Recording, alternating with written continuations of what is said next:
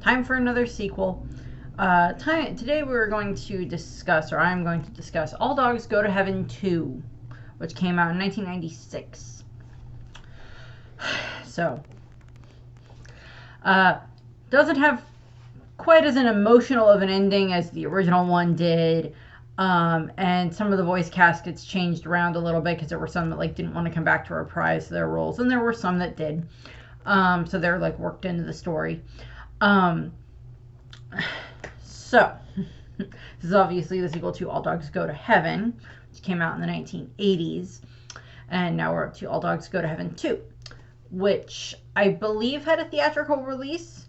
And then of course there is the All Dogs Go to Heaven series, Dog Tales or whatever it is, and that's just kind of a fun series that kind of takes place after this movie. And then there is All Dogs Go to Heaven 3 Christmas Carol, which I will be eventually doing a review of. I don't know when that will be. Probably won't be anywhere near Christmas because I've got other videos to get to before then for other reviews. But I like all of them. They're a nice, set. And I think I have seen some of the series because I remember when it was on, and I remember seeing bits of it here and there. So there's that. So the context of the movie is it is taking place 57 years or so after the events of the first movie. So Anna Marie is not in this movie for various reasons. Charlie is in this movie. Itchy is in this movie. Annabelle is in this movie, the angel Annabelle. And Carface is in this movie. And that's about it for all the ones that show back up again. Killer is not in this movie. And we get some other new characters. Killer is, Carface's henchman.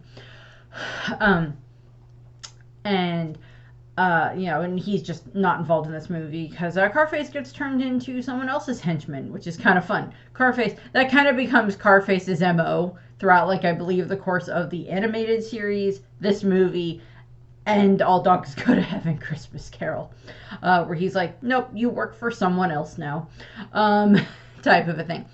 And so this movie is supposed to take place during the 1990s, so it's more contemporary as opposed to the original movie that took place in the 1920s, 1930s era. So we're getting to that. So the movie actually does not start with Charlie. The movie actually starts with Carface, where we see him talking in a phone booth. Remember at the end of the last movie, Charlie died and he went to heaven, so that's where he's been for technically the past 56 years. And somehow Carface also got into heaven, which is just how. We'll touch back on that later. Still don't understand that. It kind of goes for the line of All Dogs Go to Heaven type of setup there, where there are no bad dogs, just bad owners. Carface is a bad dog. Killer has his moments, but Carface is a bad dog, and even Carface has his moments in A Christmas Carol and All Dogs Christmas Carol. But again, that's not what we're discussing. So what ends up happening is the movie actually starts with Carface, and he is talking on this pay phone. Does anybody remember pay phones? I remember pay phones.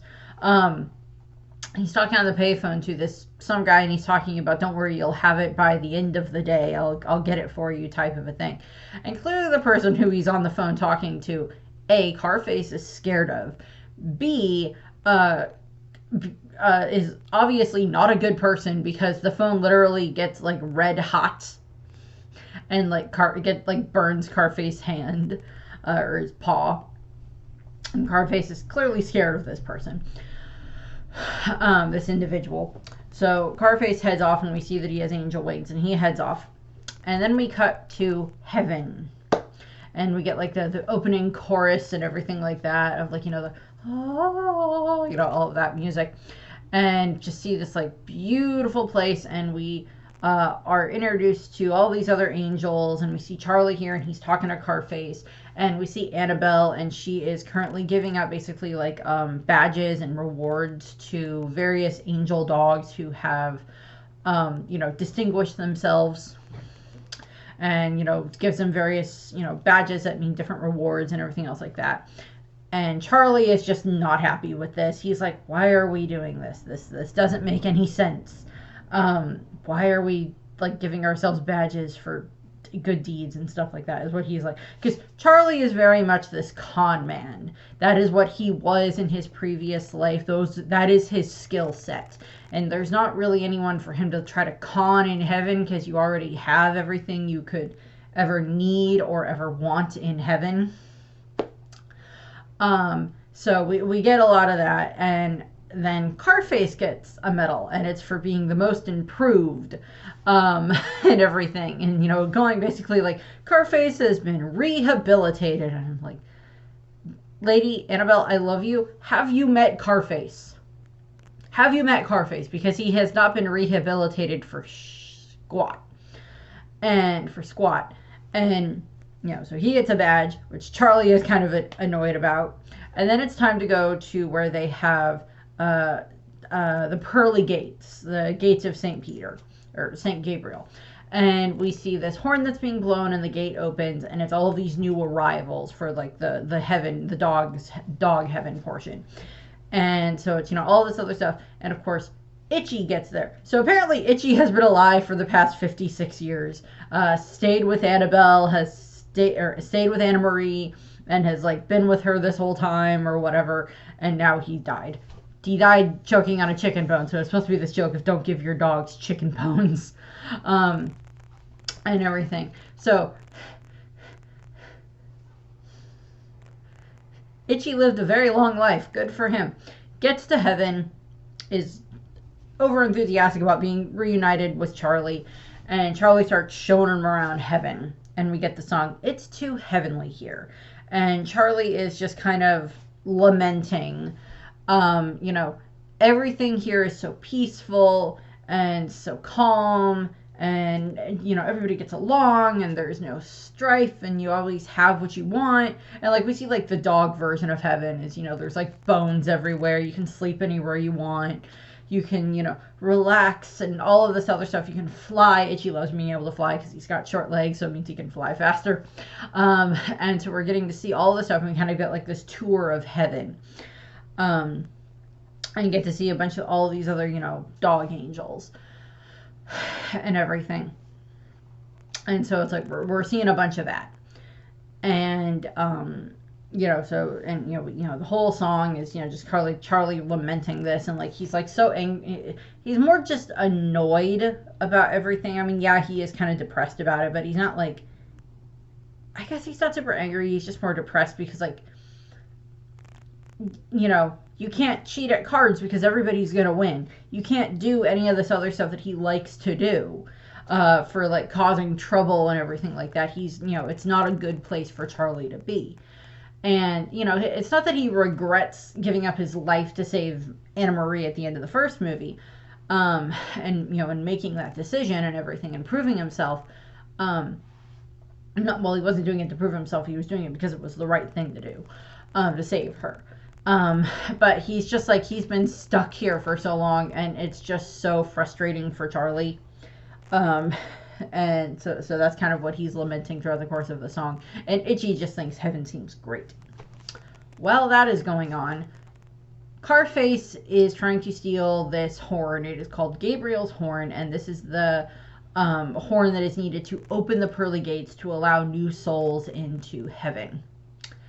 And Carface steals it and then drops it down the portal. Well, so first he has to like play the horn to get the gate to appear and then open, but he plays it horribly, so the gate just like looks like it's been hit by too many cars, which is funny. And like it like squeaks open enough, and Carface is able to get out, but then he drops it down the portal to Earth, and then he dives down the portal to Earth and loses the horn, which is just funny, which is just great. Once that has been revealed, that Gabriel's horn is gone, Annabelle just is like, oh no, we have a problem. Gabriel's horn is missing. Someone has to go back to Earth to retrieve it. And Charlie, being the wise guy that he is, and the con artist, puts these skills to use and is able to kind of thinks he tricks Annabelle into giving him permission to go down to Earth and to bring Itchy with him. So that way, because it's like in the mean streets of San Francisco, and he's like, they were gonna send this little dog, and he's like, there's rats down there bigger than this guy, and like he's like, you need someone who's gonna know how to find this stuff, who's gonna know their way around, back alleys and stuff like that, and all these other goody two shoes dogs aren't gonna know what to do. And so Annabelle, allows him and Itchy to leave. She gives Charlie one miracle that he is allowed to use on the course of this adventure. And they get dropped down to Earth in San Francisco. Annabelle also explains that Charlie and Itchy, that the way that they can find the horn is they need to listen for the ringing. Because since they're angels, they could hear the ringing of the horn. That it gives off like a subtle ring that only angels can hear. So that's part of it. And so Itchy and Charlie land down on Earth, almost get hit by a trolley. And then they find their way into the doggy nightclub setup that's like a back alley nightclub for dogs, which is just hilarious. And they just walk right in, and they seem to continually be ignored by everybody around them. And like they try to get like root beer from the barkeep, and the barkeep just ignores them. So Charlie jumps up on the counter, slides across, and tries to just like drink it straight from the faucet or from the tap, and it doesn't work. And they don't have reflections because they're dead. They're angels. They're souls sent to Earth. Their job is not to interact with this world. Their job is to find their way to the horn and get the horn and go back to heaven. That is their job. That is their mission. And like Annabelle even kind of, was like, come on, Charles, we're waiting for you to like figure this out. For you to find the horn. And he's like, oh, be quiet. And then we enter our love interest for Charlie for this movie. In the first movie, it was Annabelle that was his, love interest. And now we enter Sasha LaFleur. Because the bar is having a singing contest. So there had been like this original dog that's up there singing like a very bad version of a country song. And I love country. And just no one is entertained. And then Sasha comes out and she sings Count Me Out, which I honestly, as much as I love Who Framed Roger Rabbit, I don't know if this would have been coming out around the same time as Roger Rabbit, but Sasha kind of gives off Jessica Rabbit vibes in how she is just like stringing all of these men, all of these, male dogs, just by her every word as she is singing this song. And it's her singing about being, like, oh, if you want someone to shower all these gifts with and, and do all this other stuff, count me out and everything like that. She's like, I don't want that. And she's, it's like the singing sultry voice of, that type of a thing is what she's singing as. So a little bit, stereotypical stuff, but, for her, she's using it to her advantage. Her intention is to try to win this music contest, a singing contest, so she can win food, is her intention. So that's kind of what's going on there. And Charlie is just watching her sing, and he is just, oh God, falling head over heels in love with her just right away. And he tries to get her to notice him, but of course she can't because he's a ghost. And she just walks right through him and everything like that. And she is like clearly like the big hit of this singing contest because like all of the other male dogs are like, as she's walking around singing. Then they run into Carface. And Carface is actually able to interact with the real world, with, the living and everything like that. Like he's able to talk to like the mouse waitress that they have there, and they're able, and he's able to interact with that type of stuff because like she can see him. And Charlie and Itchy are like, how can you do that? And he pulls at this red collar on his neck. And he's like, because I got this. Makes me alive, makes me, corporeal essentially. And they're like, oh. And Charlie's like, how would I get one of those potentially? What would that be? And Carface is like, oh yeah, I got a buddy that can hook you up for that. And he, brings them to this, clearly on the wrong side of the tracks, kind of clearly the haunted-ish type house, and the place is like very voodoo doctor type setup, and it kind of gives us as much. I love Disney and I love Princess and the Frog, and there's like Dr. Facilier and that, and in this case, this place gives off Dr. Facilier vibes before Dr. Facilier, but it's very similar to like the voodoo setup and everything else like that he kind of has. Although this is LA, or this is San Francisco, not Louisiana. Although I have been to both places. I have been to San Francisco, and I have been to New Orleans in Louisiana, which is where Princess and the Frog takes place, for different reasons, obviously. But so it's just like, hey, I've been to San Francisco. I remember some of this stuff. There weren't any dog ghosts running around while I was there. And Alcatraz is part of this movie too, but we didn't go to Alcatraz. I was just like, I don't really want to go to the prison. I want to go see other fun stuff. Not that. Although if I went back, I wouldn't mind going to Alcatraz. It seems interesting. But that'll be coming up later in the movie. So Carface leads them here, and they're introduced to Red, who is this kind of elderly fortune teller type dog, who is like very happy to offer this chance to Charlie and Itchy, and he gives them these collars, and he explains that these collars will last until sunset tomorrow. And they're like, okay, that'll be good, that'll be fine. So that'll be just enough time. And Charlie's like, oh, that'll be fine, that'll be enough time for me to get Sasha to fall for me, and we can and then like Itchy is against this plan because Itchy just wants to try to get the horn so they can then go back to heaven, because Itchy just wants to go back to heaven. He's like, we were given a job by Annabelle to do this. Why can't we just find the horn and go back to heaven? And of course, Charlie is very distracted at this point in time by Sasha. So they go back to the club, and they head off back to the club. And then we get this reveal of who Red really is. And Red is actually this cat devil character. And we get the song, It Feels So Good to Be Bad. And, and this is kind of implied with the fact that I believe at the end of the first All Dogs Go to Heaven movie, when Charlie has died, like his clock has stopped after he saved Anna Marie. And he's, he comes back and he's allowed to say one last goodbye to Anna Marie and everything, and Itchy and all of that.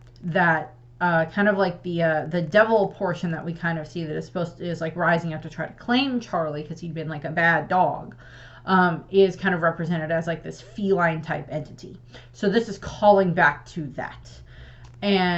But it's, Annabelle had, Charlie had been like this very good dog, and he'd managed, he risked his life to rescue this girl, and that proves that he is a good human, and that he is a good dog and everything like that.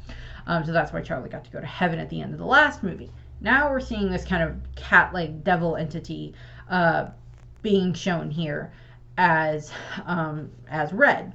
And we get this great musical number. It Feels So Good to Be Bad.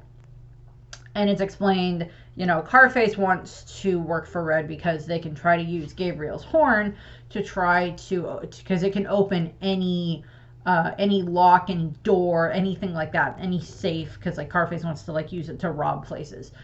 And so that's kind of the intention there. And so we get this great song and everything, and like we end up kind of going into the cat version of hell, which has like singing My Skeletons as like his backup dancers, which is just funny. And like so we're kind of getting all this stuff and like seeing how kind of terrifying Red can be. And his intention is to use the horn to trap all of the dogs from heaven, to trap them and lock them away, because that will increase his power. That's his intention for the horn. So that's kind of like where that motivation is coming from. Also, he's just evil. And no, I don't believe that all dogs are good and all cats are bad. I've been around multiple cats. There have been so many cats I've been around that are all just very sweet animals and everything else like that. Cats go to heaven too. And it's like there are bad cats and there are bad dogs, but it's the same thing as like there are bad versions of every animal. There are bad humans, all that other stuff. So then we cut back to the club, and Charlie gets there, and Charlie and Itchy get there, and Sasha is trying to get her reward for winning the singing contest, which is first prize, and it's supposed to be a meal, and they just give her a bone. So she is not happy about this. And so she then goes over to the buffet and is trying to like steal bits from the buffet. And Charlie, of course, goes over, tries to interact with her, finally does, is flirting with her, causes her to drop the food, and then she just leaves. And he gathers up the food, and him and Itchy are following Sasha, where they end up following her into this just kind of abandoned backyard area, abandoned lot area that she's able to get into. And she, they follow her, and she's not happy that they followed her. And they end up going to, they get there. Sasha is not happy to see them, but she's like she thanks them for bringing her food, and then it's revealed that she has a kid. And Charlie's like, oh, I'm great with kids. We saw that in the first movie. It's like, no, she has a kid. She has a human boy, David, who's a runaway from home. And he dreams of becoming this magician, this street performer, and everything else like that. So that's not very good. And because Itchy and Charlie are angels, David can understand them. They can talk, and David can understand them. And Sasha can understand them too. So she's befuddled how David can understand them. And David's just like, oh my God, you guys can talk.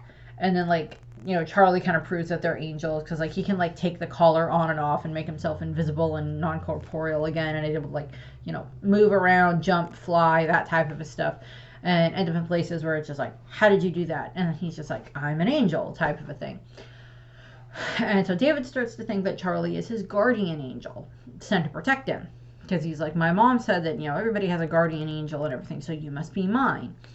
And so basically what ends up happening is they need a way so that way Sasha could also communicate with David. And it basically comes down to Charlie just kisses her, uses the miracle on Sasha, so now she can speak, and David can understand her. And she rightly chews Charlie out for kissing her to give her the miracle, which is very, very fair. But now she can talk, and Sasha keeps trying to convince David to go back home. And the problem is that David doesn't want to go back home because his father and stepmother are expecting a baby, and he thinks that the baby is going to be his replacement, that there's no way his stepmother can love both the baby and him. And so we're having that type of a moment there, where it's David is very much worried about that type of a thing. In the original movie, it's trying to get Anna Marie a good family for her to be able to be with and everything. That's the promise Charlie makes there. And in this case, it's Charlie makes a promise to David that they will get him to Easy Street, which is this, it's Cannery Square, I think is what it was. I don't remember. And so I think that's what it is. Cannery Street, Cannery Square, or something like that. I don't think Mom and I went there when we were in San Francisco. But David wants to go to the square with all the entertainment and be the street performer and earn his living that way. Sasha thinks this is a horrible idea and just wants to be able to take David home so he can be safe there and with his parents and everything. And Charlie, of course, wants to try to take David to Easy Street, as he keeps referring to it. And Itchy thinks they should not be involved with this at all. Just tell the kid to go home, and then we can go find the horn, and then we can go back to heaven, is what Itchy wants. Is what's going on there. So they're trying to make their way to Easy Street, and on the way there, Charlie ends up hearing, the ringing, the bell, and Itchy can hear it too, and they notice the horn being taken into the police station. And Charlie's like, okay, how can I, and he's like, okay, well, we have the horn, well, we know where the horn is, so we have to go in there and try to get it away. So Charlie essentially, in his solid form, he's not, he hasn't taken his collar off, and he's not invisible or anything like that. Charlie manages to sneak his way into this police station, talks to an officer, finds out where the lost and found is, goes there. Officer doesn't think anything of it, gets to the lost and found, and Charlie's like, okay, how can I get the horn out of here? And I'm looking at this and going, this whole section of this movie is a complete and utter middle finger to the San Francisco Police Department. To be fair, I have never had to interact with the San Francisco Police Department, thank God. And I know that there are lots of people who have had horrible interactions with the San Francisco Police Department. But this one plays up on just police gags. There's a scene where they all run out to go get donuts, where they're all distracted by that, and a bunch of other stuff by that. So it's just like, it's not a good reflection of the police department. So what ends up happening is Charlie's trying to figure out how to get the horn out of there. So he takes the collar off, and he's able to pick up the horn, but he can't get it past the gate because it's a solid object, and it can't pass through the gate even if Charlie is touching it, even though he can interact with it.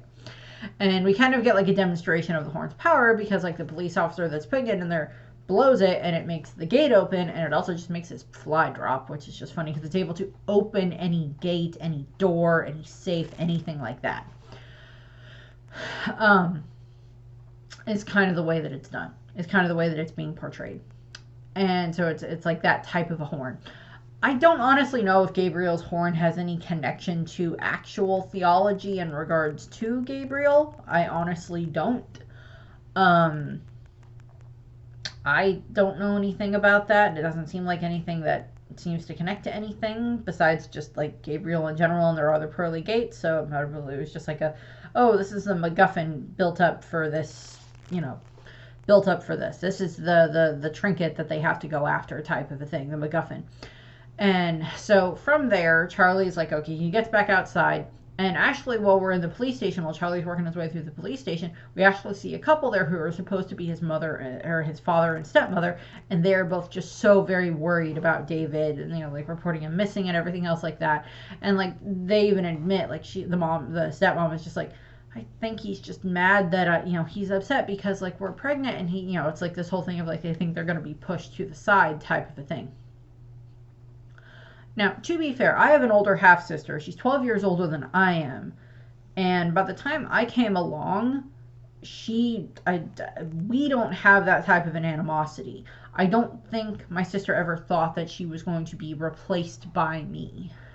And I have other cousins who have like half-siblings, step-siblings, that type of a thing, step-parents. And I don't know if any of them have ever gone through this same type of a situation here. I don't think any of them have ever run away, to my knowledge, but I don't think any of them have ever had this issue where they think that they are less than just because their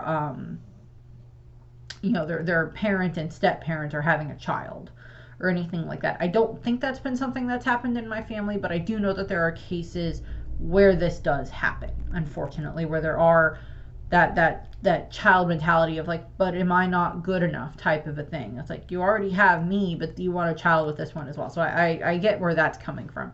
And the parents even understand this. Like, they understand why they think David ran away. And they, they're going to the police. They want to get him back. They both seem very, very upset that David is missing. So it's like, we kind of get that. I like that they added that in there. So they come up with this plan of Charlie gets back out to where the others are, and Carface is just kind of tailing them at this point in time because he wants to get the horn for Red. And what ends up happening is, of course, Charlie comes up with this idea of, okay, we're going to get into that police station, and I'm going to have to make my way back to the state, or back to the, lost and found, so that way I can get the horn. So they go in with David pretending that he is blind and they are his seeing eye dogs, which does not work. And it just caused complete and utter chaos throughout the police station. Again, does not look good on the police station. And so they're just running through there. They cause a bunch of problems. The one officer that we see that is actually legitimately trying to do their job is the one that David's parents were talking to earlier.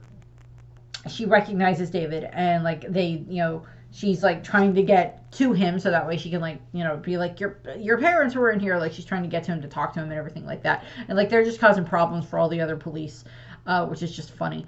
And they end up getting the horn. They get out of the police station, and then we have like the car chase scene where like they are on like a moped.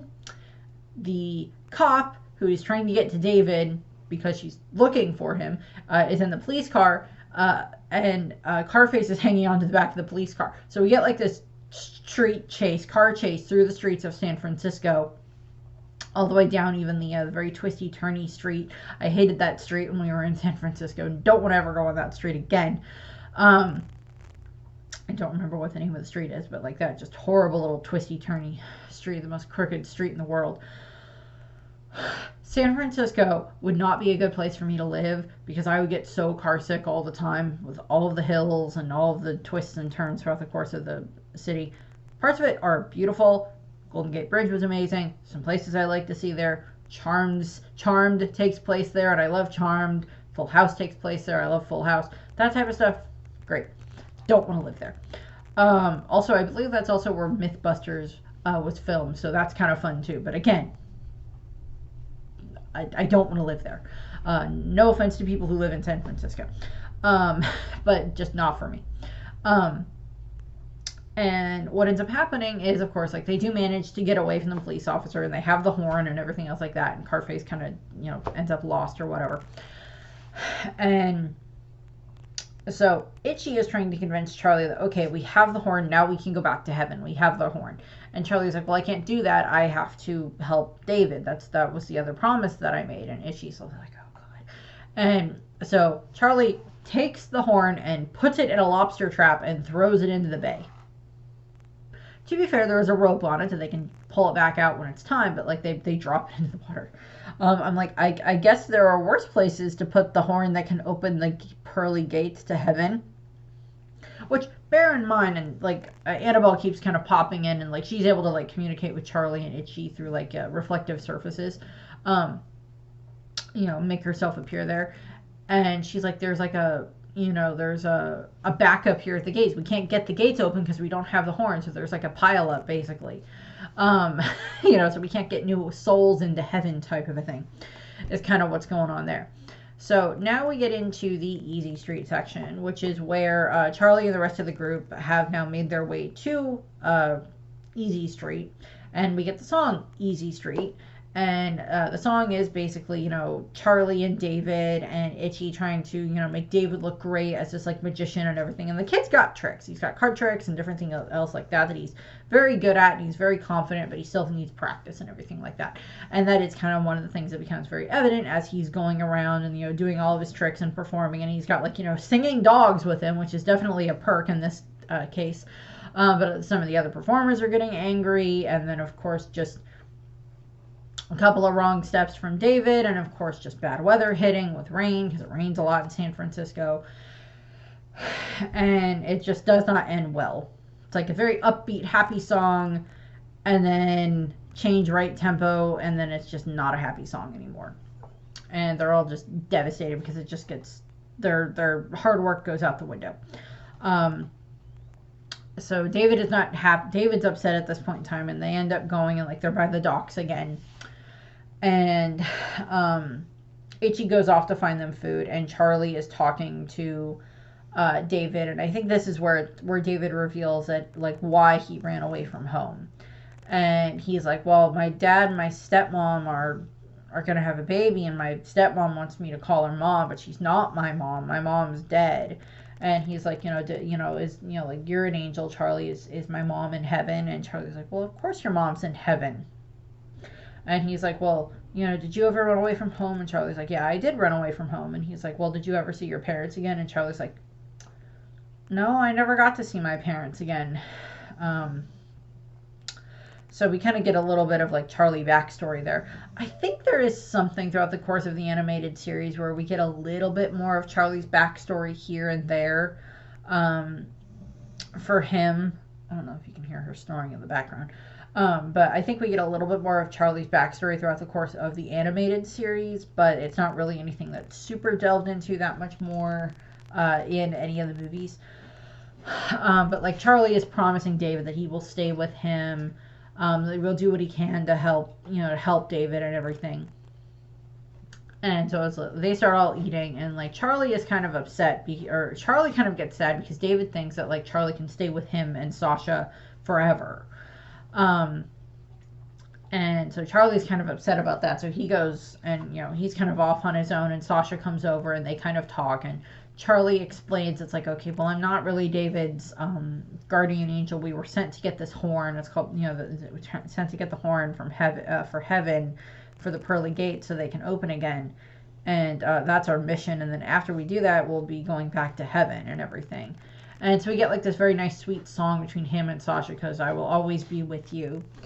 It's a nice song. I mean, like there's romantic elements to it for how they're setting it up, but it is kind of always this, it could be played more like this guardian angel. It's like, I'll be your guardian angel, constant and true is, I think, one of the lines in the song and everything. So it is kind of this setup where it is like there's bits of it that can be viewed as a romantic song, but it's also just this like companionship ship song of like Charlie is explaining that like I can't stay. It's not something that I can do. That we get this mission done and we're going back and everything, but it's just like that I'll be able, but I'll watch over you and David and everything else like that. So it was like him and Sasha having that back and forth kind of a thing. So it's this nice song there and everything. And of course, as this is happening, it is sunset. We see the sun setting throughout the course of the song, and of course, just as Charlie and Sasha are about to kiss, the collar vanishes, and then Sasha and David can no longer see Charlie or Itchy because they're ghosts again, because the collar has expired. So this leads into Charlie is like, okay, well, I have to, because he is very determined now that he wants to fulfill this promise to David to help get David home, is what he wants to do. So he's like, okay, he goes back to Red and he's trying to get like another collar from Red, and Red's like, oh no, you don't have anything that I want.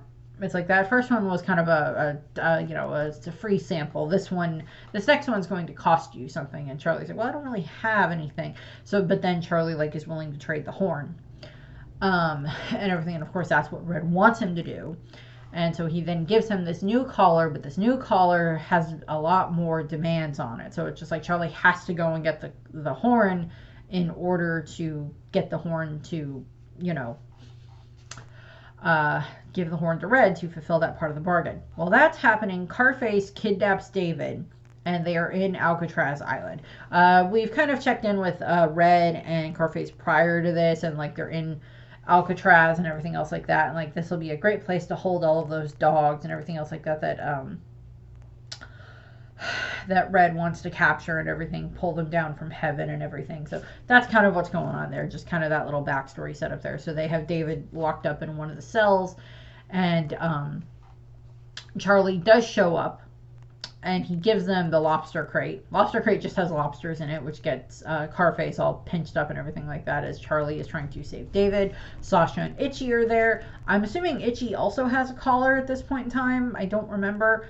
But they do, Red does get his hands on the horn, and he uses it and he blows it, and he's able to use that to then basically pull all of the dogs, all the angel dogs that are in heaven, pull them down into Alcatraz, and just locks them up in all these prison cells on Alcatraz,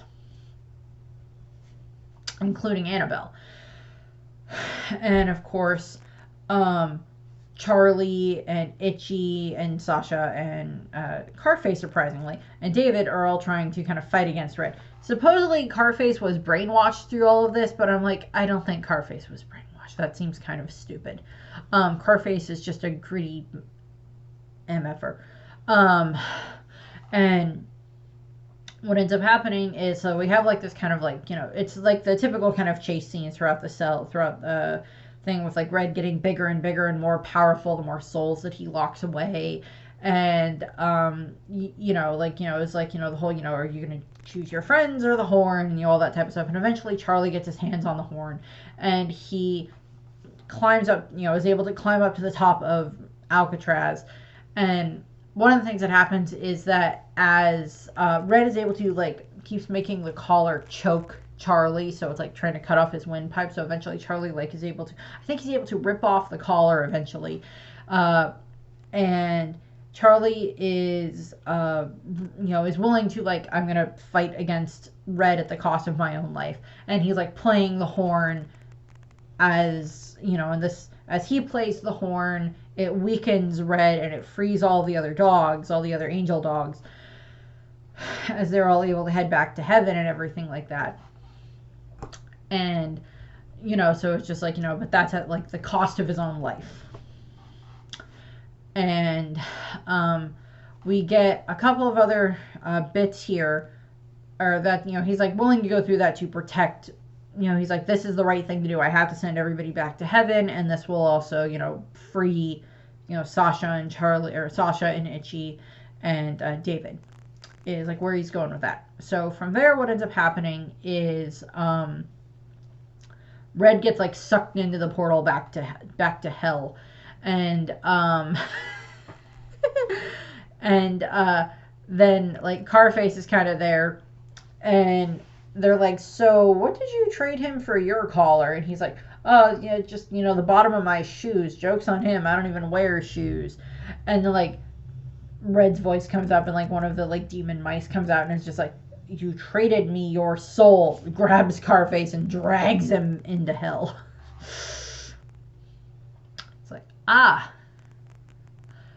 Yeah, don't do that. Don't trade your soul for stuff.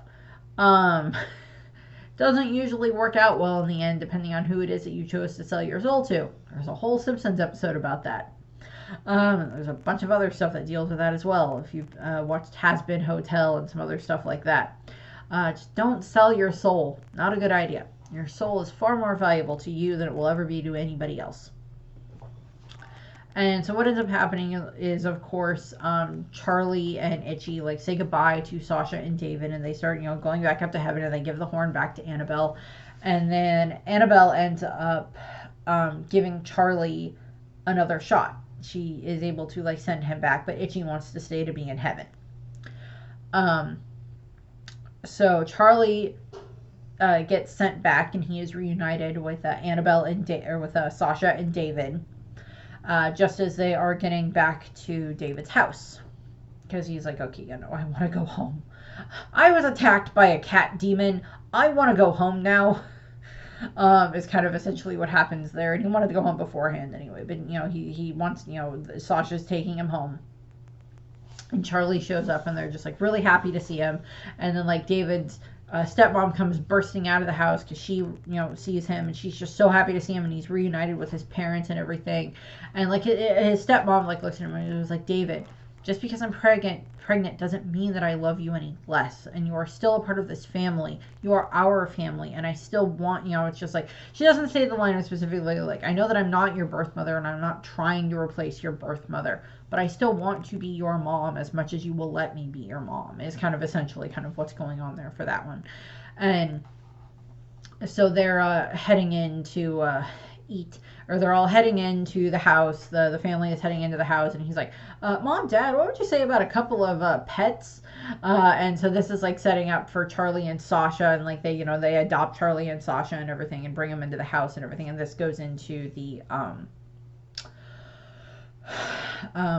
animated series with like Itchy shows up, and he visits occasionally, and then like of course Carface is just like is a recurring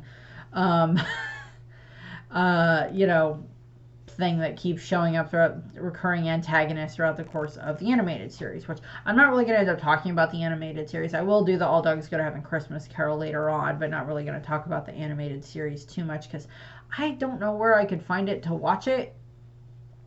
And it doesn't really have huge ramifications. It's just, like the little mini adventures that like Charlie gets sent on, and like Sasha helps with them. So it's like Annabelle shows up every now and then and like gives Charlie an order, or like, there's this thing that needs your help, and different things like that.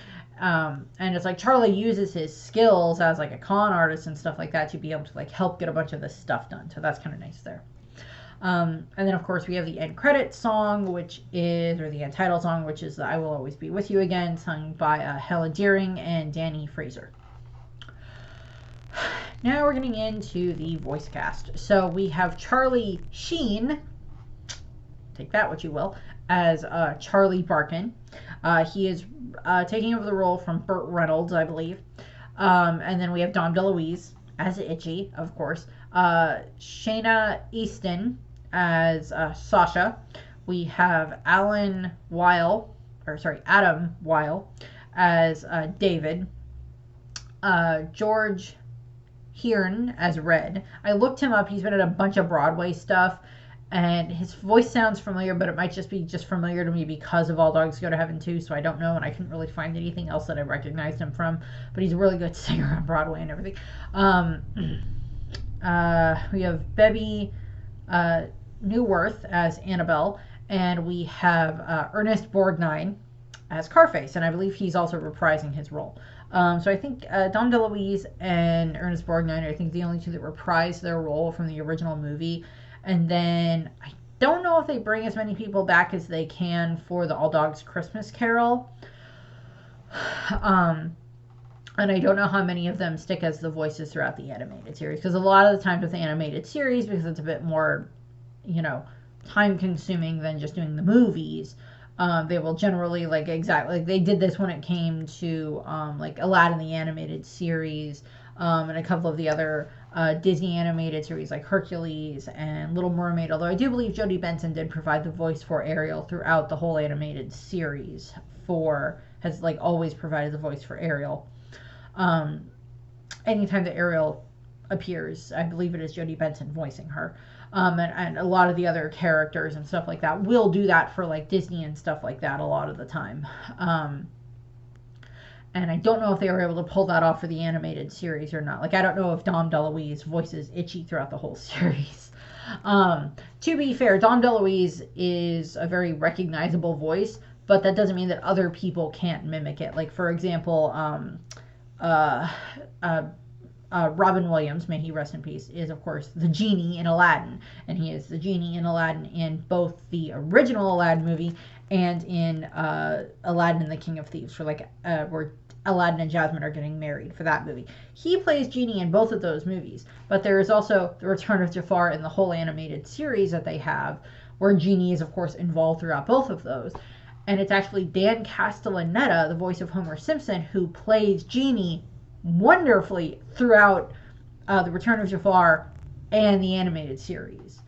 And I believe also voices him in a lot of the video games, because there was issue with Robin Williams contract stuff for using his voice for recordings for merchandise and stuff like that. So that was part of one of the problems that happened there.